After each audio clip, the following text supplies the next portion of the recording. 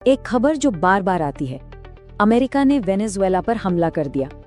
ये सुनते ही हमारे दिमाग में क्या आता है? बम, मिसाइलें, सैनिक, है ना? लेकिन क्या सच में ऐसा कुछ हुआ था या फिर ये हमला किसी और ही तरह का था? तो चलिए आज इसी की तह तक चलते हैं और सिर्फ तथ्यों के साथ इस पूरे मामले को समझते हैं। और यही वो सवाल है जो इस पूरी कहानी के सेंटर में है। क्या वाकई कोई जंग हुई? क्या बम और मिसाइल गिरे या फिर ये एक ऐसा युद्ध था जिसके हथियार ही कुछ और थे? अच्छा, इस लड़ाई को समझने से पहले ये जानना जरूरी है कि वेनेजुएला आखिर इतना खास क्यों है? क्यों दुनिया की बड़ी बड़ी ताकतें इसमें इतनी दिलचस्पी लेती हैं? वजह है ये नंबर 1, वेनेजुएला के पास दुनिया का सबसे बड़ा प्रमाणित तेल भंडार है। जी हाँ, सऊदी अरब से भी ज्यादा। जरा सोचिए, अब हम सब जानते हैं कि जहाँ तेल है वहाँ सिर्फ पैसा नहीं होता, वहाँ होती है ताकत और ग्लोबल पॉलिटिक्स पर कंट्रोल।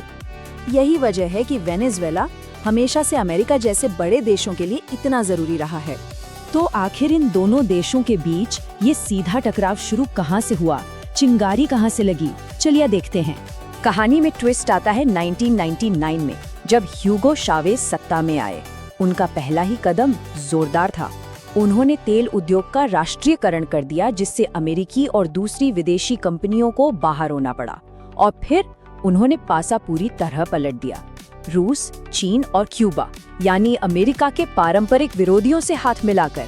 अब अमेरिका के लिए ये उसके अपने ही इलाके में एक सीधी चुनौती थी। एक तरफ अमेरिका इसे लोकतंत्र पर खतरा बता रहा था, तो दूसरी तरफ वेनेजुएला कह रहा था कि ये हमारा अंदरूनी मामला है, हमारी संप्रभुता का सवाल है। और बस यहीं से शुरू हुई असल लड़ाई, प्रभाव की लड़ाई। तो अब आते हैं कहानी के सबसे अहम सवाल पर। आखिर ये जो अमेरिकी हमला था वो था कैसा? एक बात बिल्कुल साफ कर लेते हैं, अमेरिका ने वेनेजुएला पर कोई सीधा मिलिट्री अटैक नहीं किया, कोई बॉम्ब नहीं गिराए, कोई फौज जमीन पर नहीं उतारी, कोई जंग का ऐलान नहीं हुआ। तो फिर हमला हुआ कैसे? यहीं पर कहानी में आता है सबसे बड़ा ट्विस्ट। ये हमला पारंपरिक हथियारों से नहीं बल्कि आर्थिक हथियारों से किया गया। सोचिए, बम और मिसाइलों की जगह थे सैंक्शंस यानी प्रतिबंध। जमीन पर सैनिकों की जगह एसेट्स फ्रीज कर दिए गए और जंग के ऐलान की जगह डॉलर में लेन देन ही रोक दिया गया। तो ये आर्थिक प्रतिबंध या इकोनॉमिक सैंक्शंस होते क्या हैं? सीधे शब्दों में कहें तो ये किसी देश की अर्थव्यवस्था पर लगाए गए फाइनेंशियल दंड होते हैं। मकसद होता है उस देश पर इतना दबाव डालना कि वो अपनी नीतियां बदलने को मजबूर हो जाए। और वेनेजुएला पर जो प्रतिबंध लगे वो कोई मामूली नहीं थे, वो बहुत सोचे समझे और घातक थे। सोचिए, वेनेजुएला की इकोनॉमी की रीढ़ की हड्डी यानी तेल एक्सपोर्ट, उसी पर रोक लगा दी। इंटरनेशनल ट्रेड के लिए जो सबसे जरूरी चीज है अमेरिकी डॉलर, उसके इस्तेमाल पर बैन लगा दिया। और तो और विदेशों में वेनेजुएला की जितनी भी संपत्ति थी उसे फ्रीज कर दिया गया। मतलब देश की तिजोरी पर आर्थिक ताला लगा तो था ही, पर इसके साथ साथ कुछ ऐसे आरोप भी लगे जो एक दूसरे ही तरह के एक अनदेखे युद्ध की तरफ इशारा करते हैं। वेनेजुएला की सरकार ने बार बार ये आरोप लगाए। उनका कहना था कि देश में अचानक पावर ग्रिड का फेल हो जाना, इंटरनेट का ठप पड़ जाना या फिर तेल पाइपलाइनों में गड़बड़ी, ये सब कोई इत्तेफाक नहीं था। ये अमेरिका की तरफ से किए गए साइबर हमले थे। हाँ, ये बात और है कि अमेरिका ने इन आरोपों को कभी नहीं माना। लेकिन आज की जियोपॉलिटिक्स में हर चीज ऑफिशियल नहीं होती, बहुत कुछ पर्दे के पीछे से भी होता है। और कई बार किसी बात से साफ इनकार कर देना भी एक स्ट्रैटेजी ही होती है जो आम लोग चुकाते हैं, और वो कीमत बहुत बहुत भारी थी।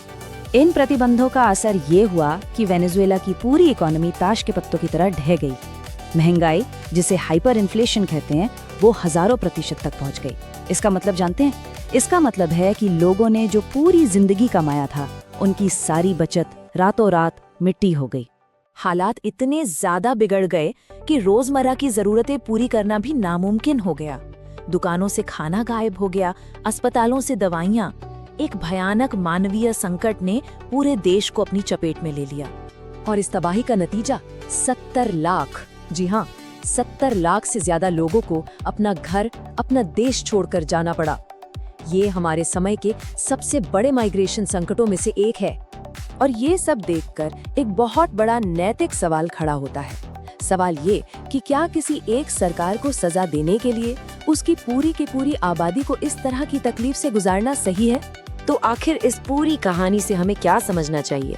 ये सिर्फ एक देश की बात नहीं है, ये एक आधुनिक चेतावनी है। तो घूम फिरकर वापस उसी पहले सवाल पर आते हैं, क्या अमेरिका ने वेनेजुएला पर हमला किया? तो इसका जवाब है हाँ, बिल्कुल किया।